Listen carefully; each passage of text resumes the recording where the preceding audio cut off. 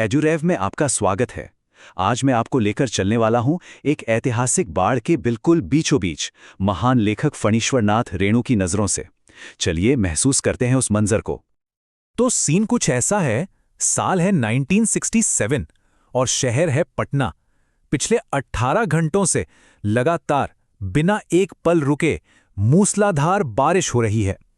ऐसा लग रहा है मानो आसमान फट पड़ा हो। और तभी लोकल रेडियो स्टेशन से एक कांपती हुई आवाज आती है। ये सिर्फ एक खबर नहीं थी, ये एक ऐलान था कि ये कोई मामूली बाढ़ नहीं बल्कि एक प्रलय है, एक ऐसी तबाही जो बस शुरू ही हुई है। तो हम इस पूरी घटना को एक बहुत ही अनोखे तरीके से देखेंगे और समझेंगे, जिसे कहते हैं रिपोर्टाज। ये एक ऐसी कहानी होती है जो सच्ची घटनाओं पर आधारित होती है, जिसमें लेखक का अपना अनुभव भी शामिल होता है। इसका मतलब सीधा सा है कि हम जो भी देखने और सुनने वाले हैं वो कोई कल्पना नहीं है, ये सब सच में हुआ था। ये लेखक की आंखों देखी है जो इसे और भी ज्यादा असरदार और शक्तिशाली बना देती है। अब लेखक को पता था कि उनका इलाका बाढ़ की चपेट में आ सकता है, और उन्हें यह भी पता था कि उन्हें तैरना नहीं आता।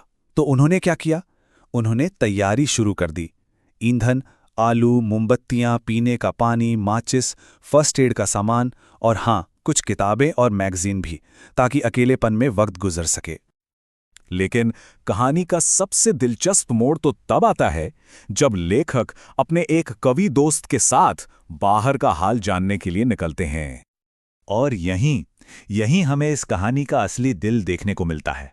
एक तरफ राजभवन और मुख्यमंत्री का घर पानी में डूबा है, रेडियो पर लगातार चेतावनियां दी जा रही हैं, और दूसरी तरफ पान की दुकान पर ठहाके लग रहे हैं, लोग ताश खेलने की तैयारी कर रहे हैं और कुछ नौजवान तो नाव पर पिकनिक मनाने का प्लान बना रहे हैं।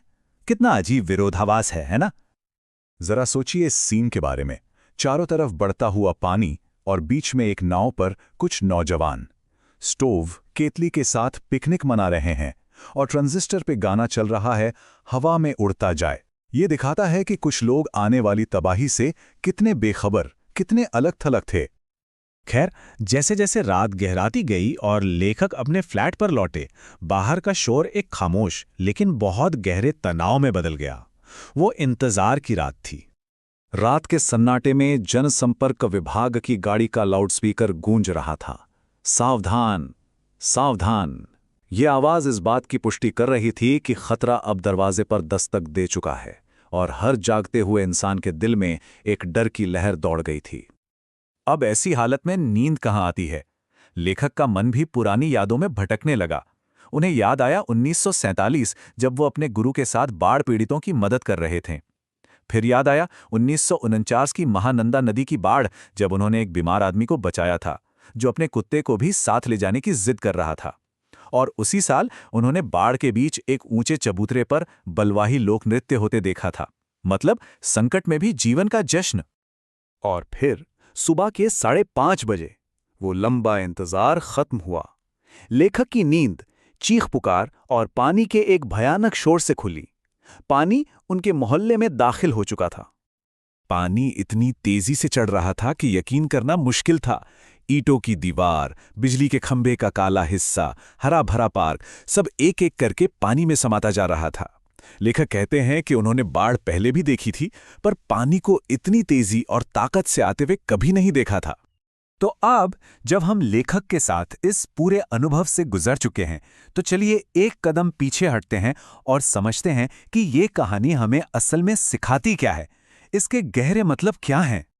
देखिए, इस पूरी कहानी का सबसे बड़ा और अहम मुद्दा है हमारी तरक्की और प्रकृति की असली ताकत के बीच का रिश्ता।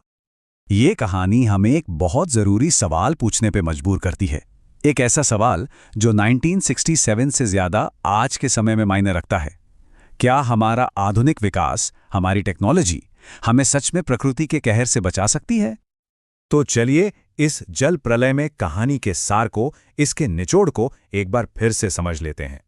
तो बात यह है कि ये कहानी सिर्फ एक बाढ़ की नहीं है।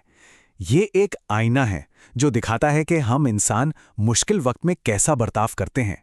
ये हमें हमारी कमजोरियों की और साथ ही साथ एक दूसरे के प्रति सहानुभूति और करुणा की अहमियत की याद दिलाती है।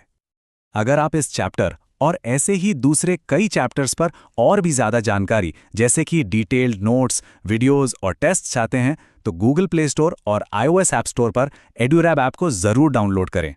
मेरे साथ इस सफ़र पर जुड़ने के लिए आपका बहुत बहुत धन्यवाद।